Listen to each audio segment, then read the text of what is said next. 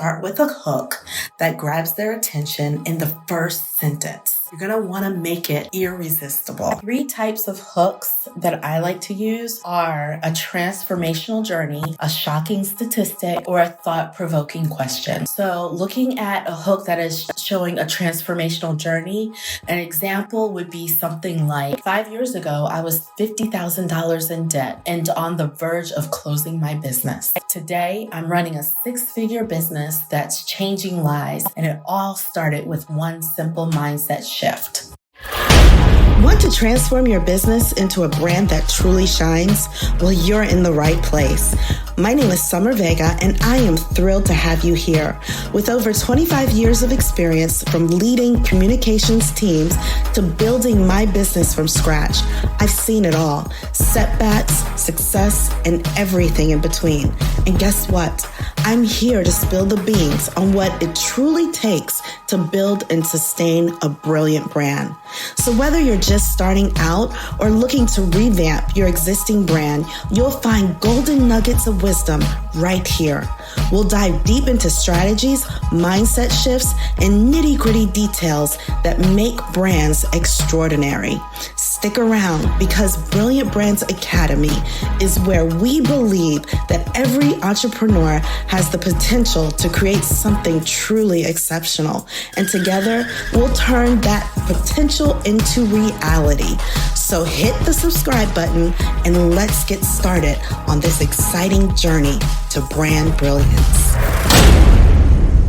Today, we're diving into a topic that can make or break your exposure, and that is pitching. Whether you're trying to land media coverage, pitch investors, or even win a new client, mastering the art of the pitch is so essential. Now, have you ever seen a pitch that you thought was perfect only to hear crickets? Or maybe you've wondered why some stories go viral while others that you create are struggling to gain traction. Or perhaps you've wondered, how do I even get media coverage, partnerships, and recognition in the first place? Well, today we're uncovering the secrets to creating a pitch that stands out, gets noticed, and delivers results.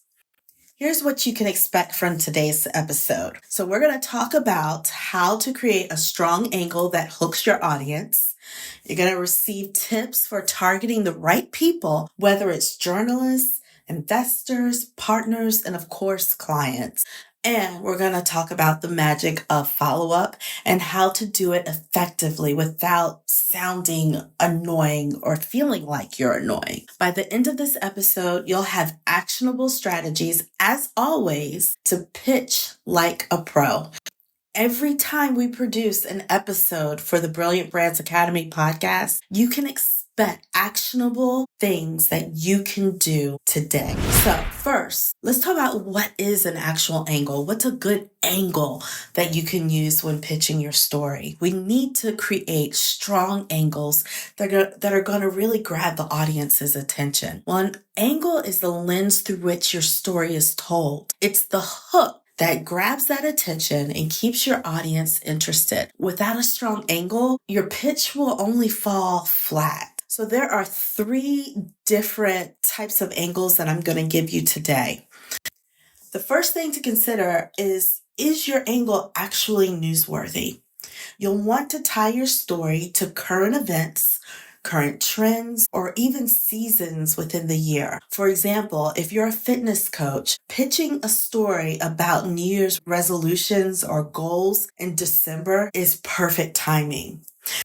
Another real life example is my personal client who is connected to a notable historical civil rights activist who had some substantial news at the start of the year. So looking at the newsworthiness of their message that they wanted to send out, we specifically pitched their story during the Martin Luther King Jr. national holiday. It was perfect timing because this particular civil rights activist was one who was connected to Martin Luther King Jr.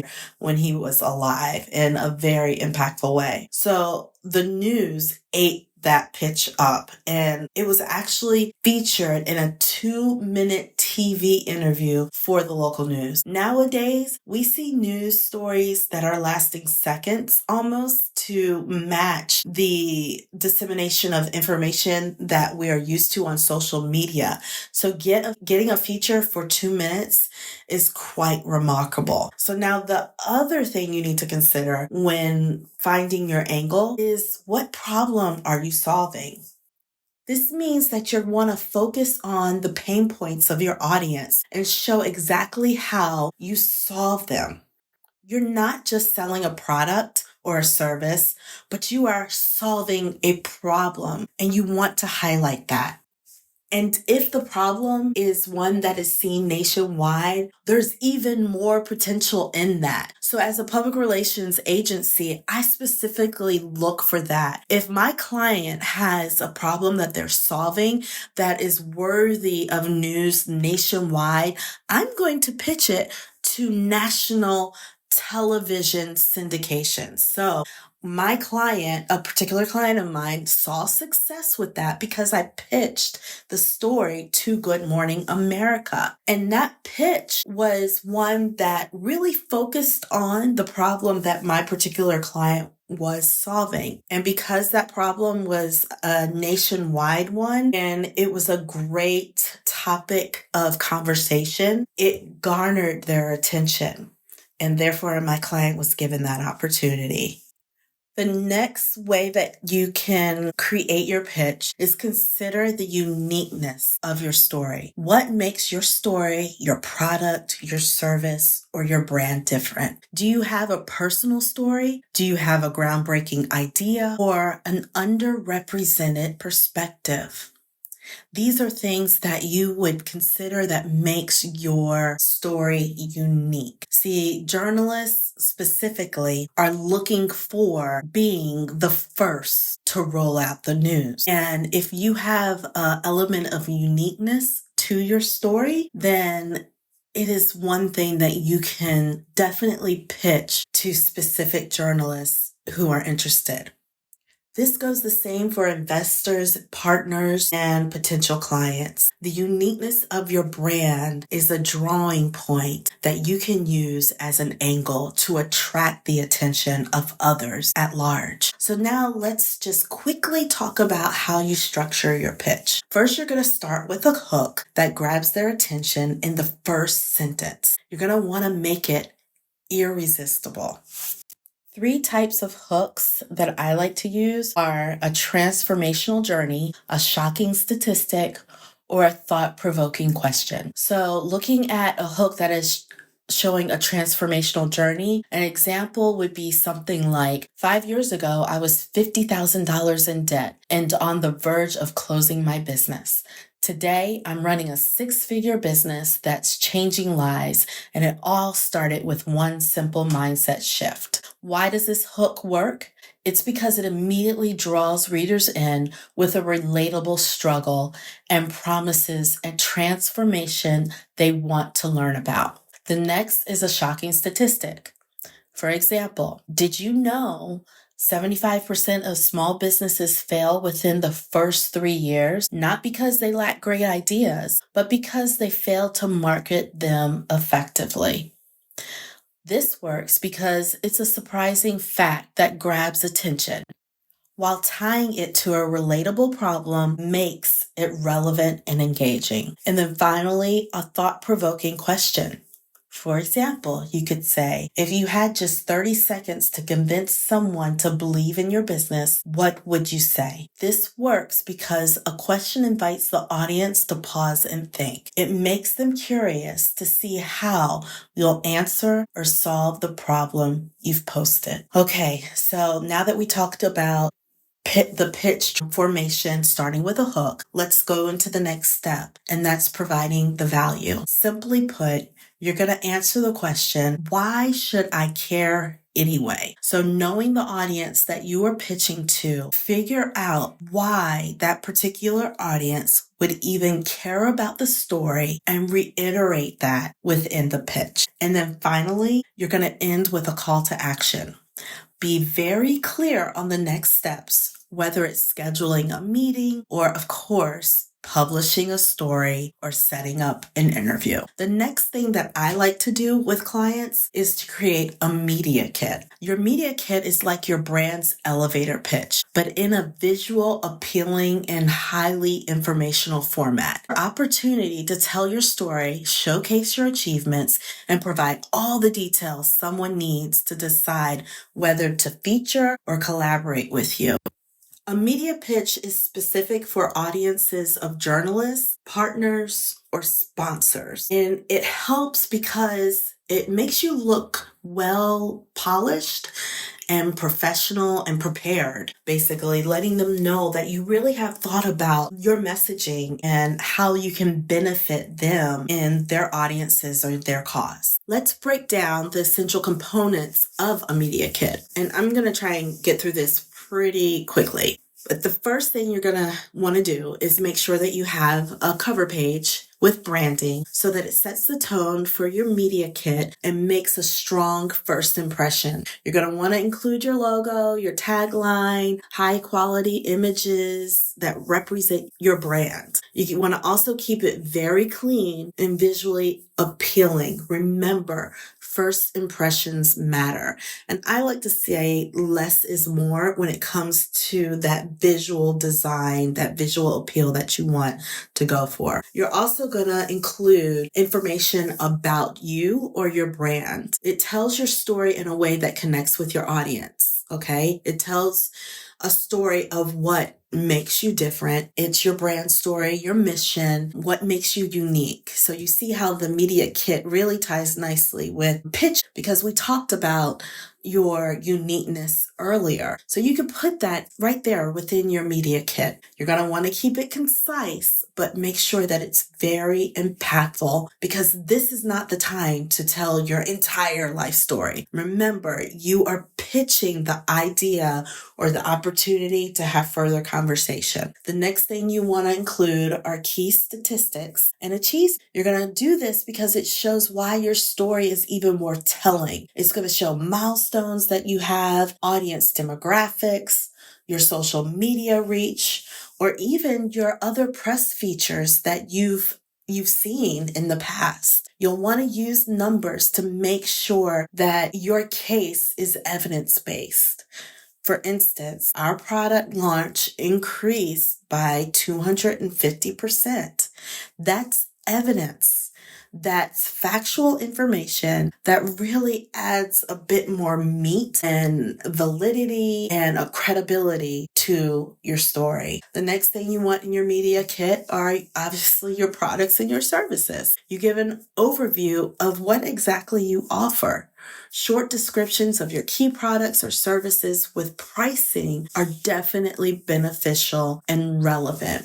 I recommend that you use visuals and screenshots to break up the text because you don't want your media kit to be text heavy. Remember, this is a document that is supposed to be visually appealing because like I said, it is your first impression. The next thing is media coverage and testimonials. So this establishes credibility and it also shows social proof. Links or quotes from notable press features, client testimonials, and case studies are what you want to include in this section. If you're starting out and don't have press yet, make sure that you focus on strong testimonials. And then finally, you've got to include your contact information. Make it easy for people to reach you and make it easy for them to know what the next step is. So you've got to have your name, email, phone number, or any relevant social media links that you want to include. And of course, a call to action,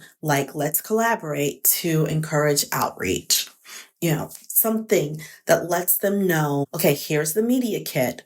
The next step is to contact me and collaborate. All right. Now, to design a winning media kit, remember, content is king, but design is queen.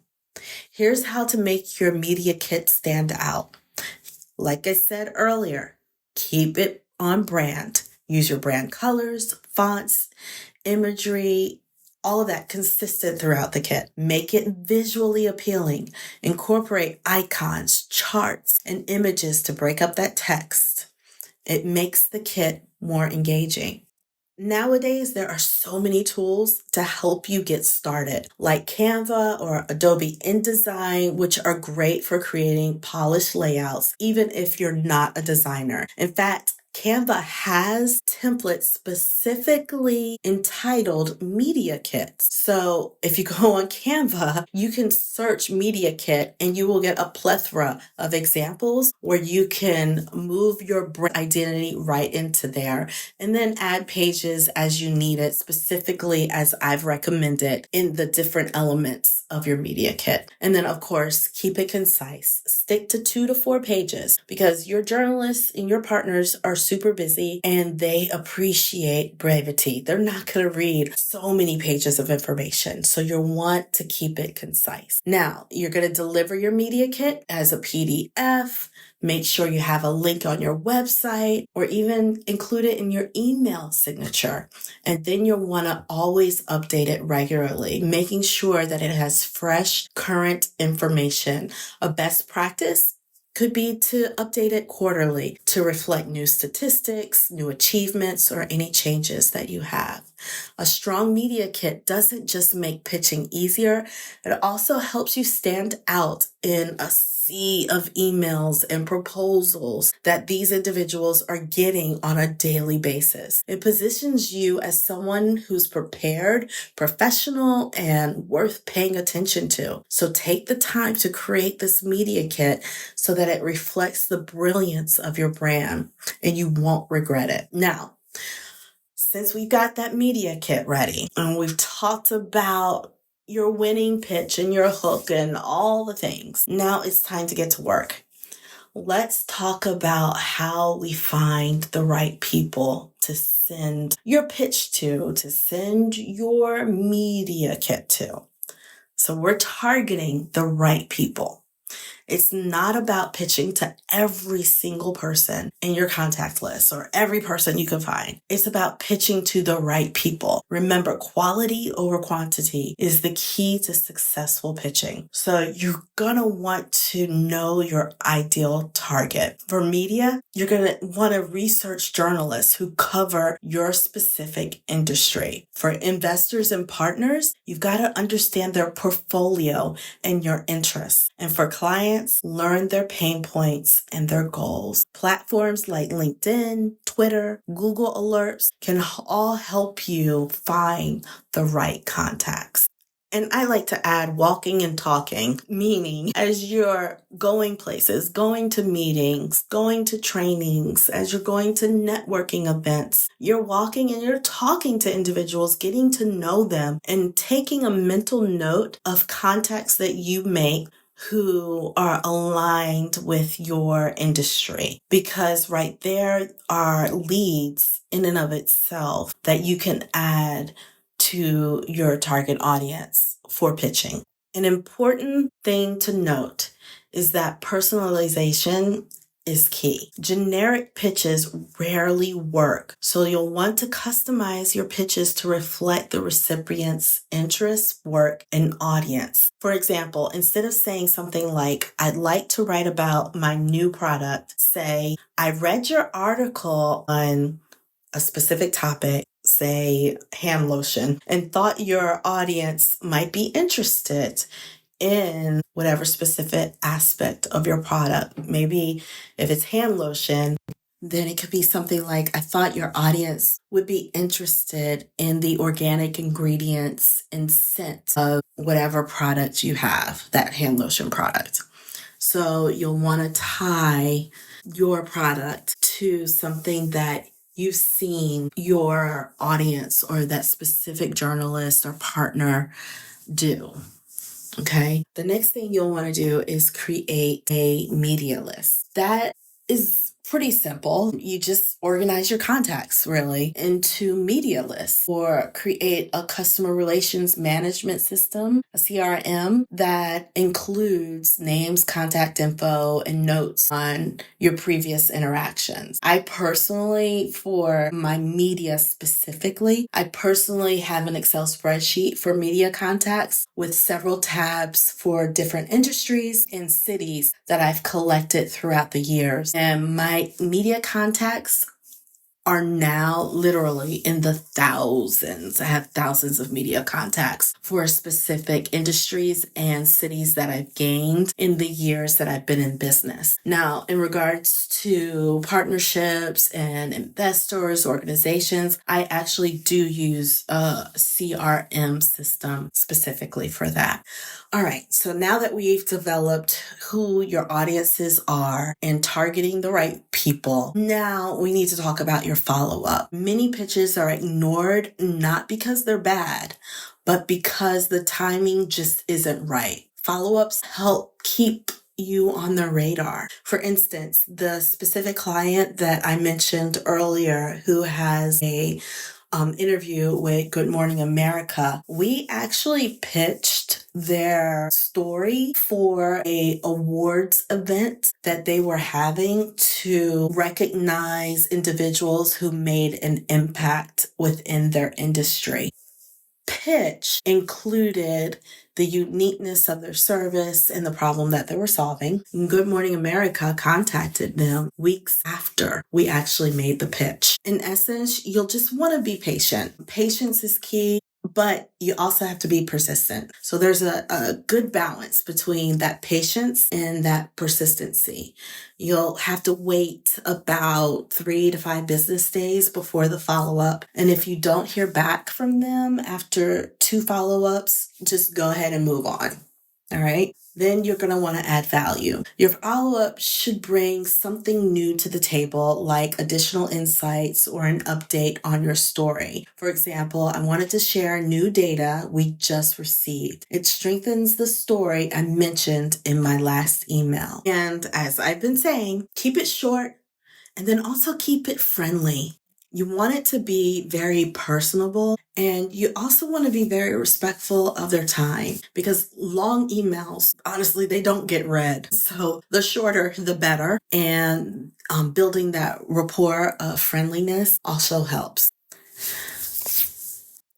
Lastly, do not get discouraged if you feel like you're getting rejection. Not every pitch will land, and really that's okay. Learn from the feedback if you get any, and refine your angle, and keep moving. Keep going on. There's somebody that will be interested as you refine your message and your angle.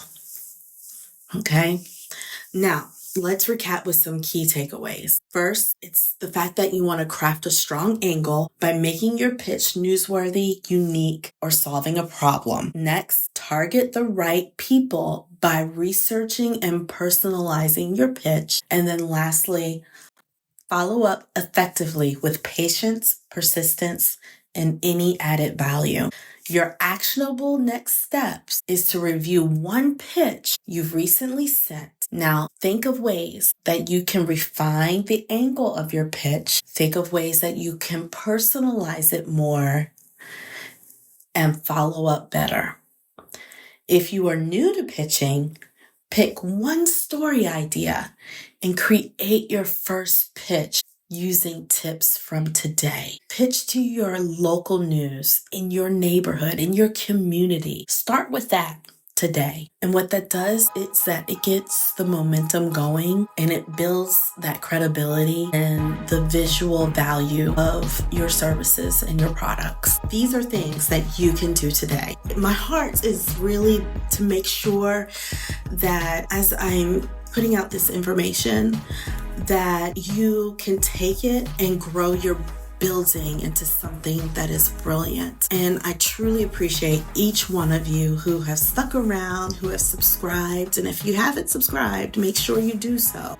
I truly appreciate you for tuning in to this episode of the Brilliant Brands Academy podcast. Remember, the world needs your story, so don't be afraid to pitch it. See you next time.